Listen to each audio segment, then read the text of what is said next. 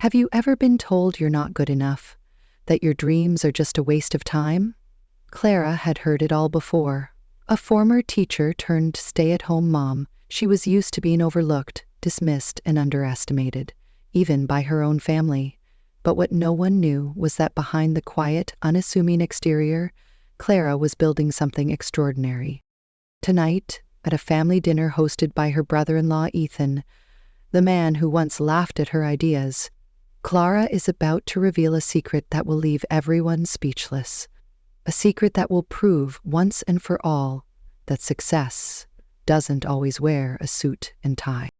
This is the story of how one woman turned rejection into revolution, and how the people who doubted her the most became the ones who would never forget her name. Clara adjusted her blazer nervously as she sat across from her brother-in-law Ethan in his sleek, modern office. The walls were lined with awards and certificates, all showcasing his success as the director of a prominent bank branch. Ethan, 40 years old, was the kind of man who exuded confidence, always quick to remind others of his accomplishments. Clara, on the other hand, was a 35-year-old former elementary school teacher who had left her job to focus on raising her 2 kids. But today she wasn't here as a homemaker. She was here as an entrepreneur. "Ethan, I've spent months working on this," Clara began, sliding a neatly bound proposal across the desk. "It's a platform that connects teachers with students for online tutoring. It's scalable, and the projections show significant growth potential." Ethan barely glanced at the proposal before leaning back in his chair, a faint smirk playing on his lips. He clicked his pen repeatedly, a habit Clara had noticed during countless family dinners. "Clara," he said, his tone dripping with condescension, "I appreciate your enthusiasm, but this isn't realistic. You don't have a business background, and frankly, this kind of thing requires more than just teaching experience." Clara's heart sank, but she kept her composure. "I've done my research, Ethan. The numbers are solid, and there's a real demand for this kind of platform." Ethan closed the proposal with a snap and pushed it back toward her. "Come back when you have a real business plan and some actual experience. Right now, this is just a hobby." Clara stood, smoothing her skirt to hide the trembling in her hands. "Thank you for your time," she said, her voice steady despite the sting of his words. As she walked out of the office, she felt a mix of frustration and determination. Ethan's dismissal wasn't surprising. She had expected it. But it still hurt to be underestimated, especially by someone in her own family. Once outside, Clara pulled out her phone and called her best friend, Mia, a 36-year-old tech expert she had met years ago at a community event. "He didn't even read past the first page," Clara said, sliding into her car. Mia's voice crackled through the speaker. "Typical, but you know what? This just makes our plan even better. He has no idea what's coming." Clara smiled for the first time that day. "You're right. Let's show him what a hobby can do." As she drove home, Claire's mind raced with ideas. Ethan's rejection wasn't the end. It was just the beginning. Clara sat at her kitchen table that evening, her laptop open and papers scattered around her. Across from her, Mia was typing furiously on her own computer, her glasses reflecting the glow of the screen. The 2 women had been working on their platform, EduConnect, for over a year now. What had started as a simple idea, connecting teachers with students for online tutoring, had grown into something much bigger. The platform now offered live classes, personalized learning plans, and even tools for teachers to manage their schedules and payments. "Okay," Mia said, leaning back in her chair. "I just ran the latest numbers. We're at 1.8 million users, and our growth rate is insane, over 250% in the last 6 months. Claire's eyes widened. "That's incredible! And Ethan has no idea that the company his bank is about to partner with is ours." Mia smirked. "He's going to regret not reading your proposal, but honestly, this isn't just about him. It's about proving that people like us, women, moms, teachers, can build something extraordinary." Clara nodded, her determination growing. "You're right. This is bigger than Ethan. But I won't lie. Seeing his face when he realizes the truth is going to be satisfying." The two women worked late into the night, finalizing their plans. They had already secured a partnership with a major corporation, and the announcement was set to take place at a dinner hosted by Ethan himself. Clara had kept her involvement in the company a secret, even from most of her family. Only her husband, Mark, and Mia knew the full story. A few days later, Clara found herself at a family barbecue. Ethan was holding court as usual, regaling everyone with stories of his latest successes at the bank. Clara sat quietly, sipping her lemonade, while Ethan's wife, Rachel, rolled her eyes from across the table. "Ooh, Clara," Ethan said suddenly, turning his attention to her. "Have you thought about what we talked about? Maybe getting a part-time job at the local library or something? It might give you some structure." Clara forced a polite smile. "I've been pretty busy with my current projects, actually." Ethan chuckled. "Oh, right. The tutoring thing? That's cute, but, real businesses require more than just passion. They need structure, professional guidance, and, well, experience." Rachel nearly choked on her drink, and Clara caught her eye, giving her a subtle shake of the head.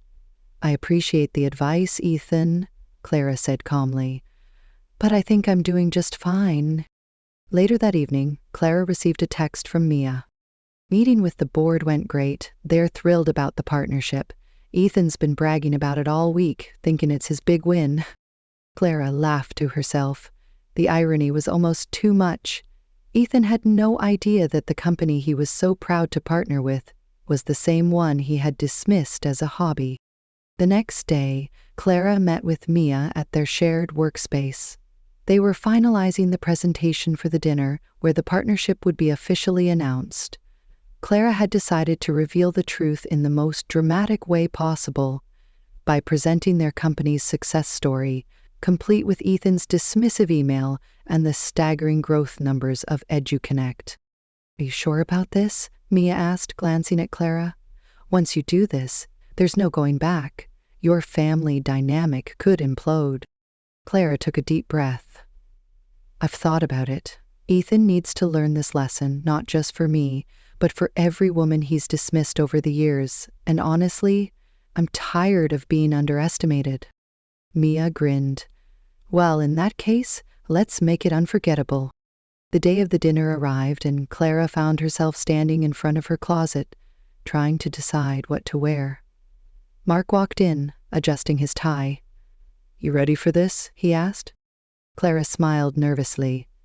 "As ready as I'll ever be. Do you think I'm going too far?" Mark shook his head. "No, Ethan needs this wake-up call, and besides, you've worked too hard to let him take credit for your success." Clara nodded, feeling a surge of confidence. "You're right. Let's do this." That evening, Clara arrived at Ethan's house early to help set up. The dining room was already buzzing with activity as caterers arranged plates and glasses. Ethan was upstairs practicing his speech, while Rachel and Clara's mother-in-law fussed over the seating arrangements. "Clara, dear," her mother-in-law said, "I've put you at the far end of the table.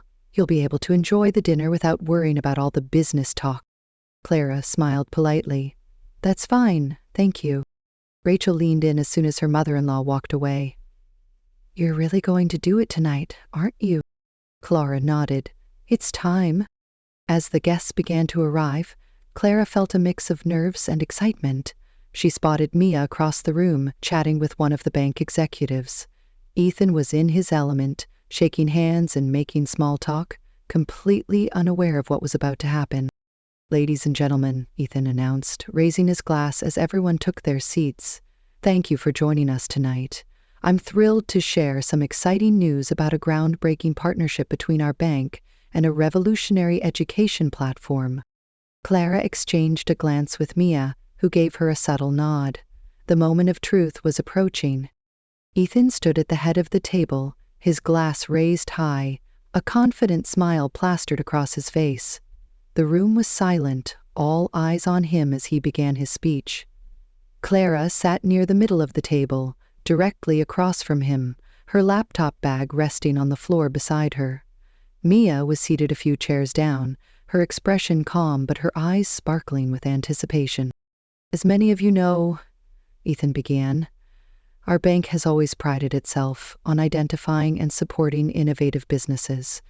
And tonight, I'm proud to announce a partnership with one of the most promising companies I've come across in my career. This platform is revolutionizing education, connecting teachers and students in ways we've never seen before." Clara's fingers tightened around her wine glass as Ethan continued. "When I first discovered this company, I immediately saw its potential. Of course, it needed some guidance, structure, professional oversight, but with the right support, it's grown into something truly remarkable." Mia coughed lightly, covering her mouth to hide a smirk. Clara glanced at her, and Mia gave a small nod. It was time. "Actually," Clara said, her voice cutting through the room like a knife, "I think it's important to share the full story of how this partnership came to be." Ethan froze, his confident smile faltering for the first time. "Clara," he said, his tone strained, "this isn't the time." "Oh, I think it's exactly the time," Clara interrupted, standing up and reaching for her laptop. She connected it to the projector at the end of the room, and the first slide appeared on the wall, her original loan proposal, complete with Ethan's dismissive email response. The words, "just a former teacher with no real business experience," were highlighted in bold. The room went silent. Ethan's face turned pale as he stared at the screen. "What is this?" he demanded, his voice rising. "This," Clara said calmly, "is the proposal I submitted to you last year, the one you rejected without even reading past the first page." Murmurs rippled through the room as Clara clicked to the next slide, showing the growth metrics of EduConnect: 1.8 million users, a 250% growth rate, and a valuation in the tens of millions. Gasps echoed around the table. "While you were dismissing my idea as a hobby," Clara continued, her voice steady, "I was building this. EduCet is now one of the fastest growing education platforms in the country. And the company you're so proud to partner with? It's mine." Ethan's mouth opened and closed like a fish out of water. That's impossible. The founder is a silent partner, a professional businessman." "No," Clara said, her tone sharp. "The founder is me, a former teacher, a mom, and the person you underestimated." The room erupted in whispers. Clara's mother-in-law looked stunned, her wineglass trembling in her hand. Rachel, Ethan's wife, leaned back in her chair, a satisfied smile spreading across her face. Mia stood up, her voice cutting through the noise. "And just to clarify, Ethan, this isn't the first time you've dismissed a woman's potential. We've reviewed your records, and it turns out you've rejected over 20 proposals from women-led startups in the past year alone. Do you know how many of those companies went on to succeed without your so-called professional guidance? 3 IPOs, 2 acquisitions, and combined valuations of over $200 million. Ethan's face turned red as the weight of Mia's words sank in. "This is ridiculous," he sputtered. "You're making me out to be some kind of villain. I was just doing my job." "Were you?" Claire asked, clicking to the next slide. It showed a list of the rejected proposals along with Ethan's comments. Phrases like, "too risky," "lacks experience," and "not a serious business" were highlighted. "Because it seems to me that your job involved dismissing anyone who didn't fit your narrow idea of what success looks like." Ethan slammed his hand on the table, making the silverware jump. "This is a setup. You deliberately deceived me." Clara's husband, Mark, who had been silent until now, finally spoke up. "No, Ethan, you deceived yourself. You assumed you knew Clara's worth without even bothering to look, and now you're paying the price." The room fell silent again, the tension thick enough to cut with a knife. Clara's mother-in-law cleared her throat, her voice shaky. "Clara, I had no idea. I always thought you were just, well, I didn't realize you were capable of something like this." Clara turned to her, her expression softening. "That's the problem, isn't it? People see what they want to see. But success doesn't always look like a man in a suit. Ethan sank back into his chair, his carefully constructed world crumbling around him. "The partnership agreement," he said weakly. "It's still valid, right?" "Yes," Clara said, her voice firm. "EduConnect will work with the bank. But not through you. The board has already appointed a new liaison, someone who evaluates proposals based on merit, not bias." Rachel stood up, smoothing her dress. "That would be me," she said, her voice steady. "Starting next week, I'll be heading the bank's new division for emerging technology investments. My first task will be reviewing all the proposals you rejected." Ethan's face turned an even deeper shade of red. "You can't do this. I've been with the bank for 15 years. 14 years and 8 months, Mia corrected, her tone icy. "And in that time, you've cost the bank millions in missed opportunities. The board takes that very seriously." Claire clicked to the final slide, a press release announcing the partnership, with her name and title as CEO prominently displayed. "Now then," she said, taking her seat as the servers began bringing in the first course. "Shall we discuss business? I believe you had some thoughts about proper guidance, Ethan. I'm all ears." The silence that followed was deafening. Ethan stared at his soup, his hands trembling slightly. Around the table, the other guests began to murmur, their attention shifting to Clara and Mia. One of the bank executives leaned forward, a curious smile on his face. "Clara, tell us more about how you developed EduConnect. The user growth is remarkable." Clara smiled, her confidence radiating. "It all started with an idea and a lot of hard work, but most importantly, it started with believing in myself, even when others didn't." The dinner continued, but the atmosphere had shifted entirely. Clara was no longer the quiet, underestimated sister-in-law sitting at the far end of the table. She was now the center of attention, fielding questions from curious guests and executives who were eager to learn more about her journey with EduConnect. Ethan, on the other hand, sat silently, his usual bravado completely deflated. "So, Clara," one of the bank executives asked, leaning forward with genuine interest, "what inspired you to create EduConnect? It's not every day you see a platform grow this quickly." Clara smiled, setting her fork down. "It started with my experience as a teacher. I saw firsthand how many students struggled to find the right resources, and how many teachers wanted to help but didn't have the tools to connect with them. I realized there was a gap, and I wanted to fill it. But more than that, I wanted to create something that empowered educators, people like me, to take control of their careers."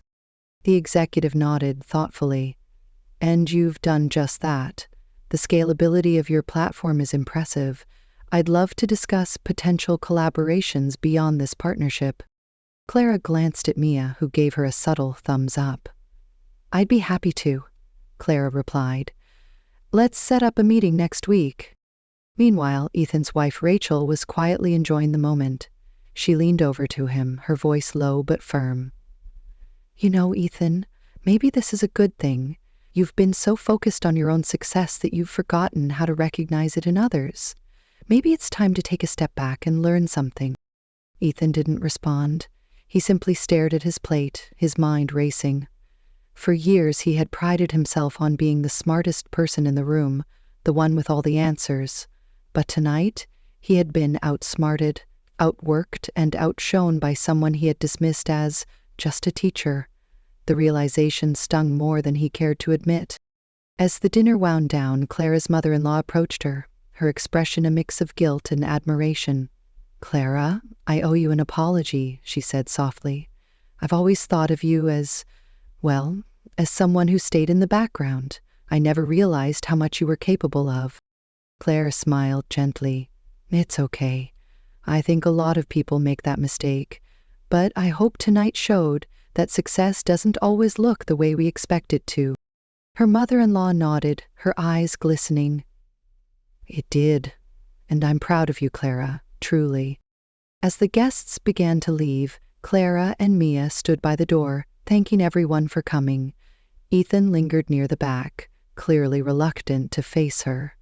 Finally, as the last guest walked out, he approached her, his hands shoved deep into his pockets. "Clara," he began, his voice low. I owe you an apology. I was wrong to dismiss you. I didn't see your potential and I let my own biases get in the way. You've built something incredible and I'm sorry for underestimating you." Clara studied him for a moment, her expression unreadable. Then she nodded. "Thank you, Ethan. I appreciate that. But this isn't just about me. It's about all the people you've underestimated. I hope tonight was a wake-up call." Ethan nodded, his shoulders slumping slightly. "It was. I have a lot to think about." Clara offered him a small smile. "Good, because change starts with recognizing the problem." Later that night, Clara and Mia sat in Clara's living room, a bottle of wine between them. Mark had already gone to bed, leaving the two women to celebrate in peace. "Well," Mia said, raising her glass, "that went even better than I expected. Ethan looked like he wanted to crawl under the table." Clara laughed, clinking her glass against Mia's. "I won't lie, that part was satisfying. But more than that, I'm just glad the truth is out. No more hiding, no more pretending." Mia nodded. "And now, the real work begins. EduConnect is just getting started." Clara leaned back, a contented smile on her face. "You're right, this is just the beginning." The next morning, Clara woke up to a flood of messages on her phone. News of the dinner had spread quickly, and her inbox was filled with emails from potential investors, educators, and even media outlets wanting to cover her story. She scrolled through the messages, feeling a mix of excitement and disbelief. Mark walked into the room, holding 2 cups of coffee. "Looks like you're already famous," he said with a grin. Clara laughed, taking a sip of her coffee. "I guess so. But you know what? I'm ready for it." Mark kissed her on the forehead. "I'm proud of you, Clara. You've worked so hard for this, and you deserve every bit of success." Clara smiled, her heart full. For the first time in a long time, she felt truly seen, not just as a wife, a mom, or a former teacher, but as a leader, an innovator, and a force to be reckoned with.